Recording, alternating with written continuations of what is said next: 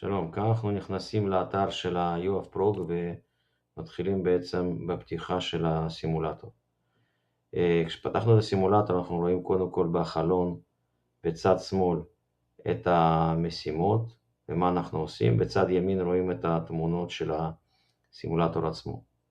עכשיו בצד ימין רואים את הרחפן באמצע במרכז ואת שאר הדברים רואים את זה בצד שמאל. בעצם מה נדרש מהפרויקט, באיזה פקודות אנחנו משתמשים ואיך בעצם בונים את התוכנה, את הקוד עצמו.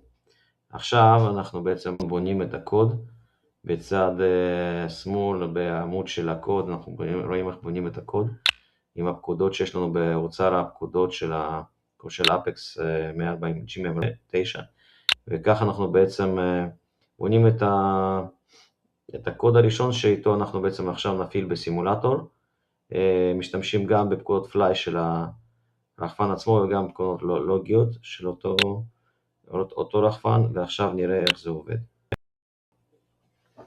לאחר שבעצם בנינו את התוכנה, עכשיו לוחצים על הכפתור Run שנמצא בצד שמאל למעלה בטולבר, וככה אנחנו בעצם מפעילים את התוכנה בסימולטור ורואים איך הרחפן עושה את המסלול כפי שהוגדר בקוד. כאן אנחנו רואים בדיוק את המסלול שהוא מבצע ונוחת.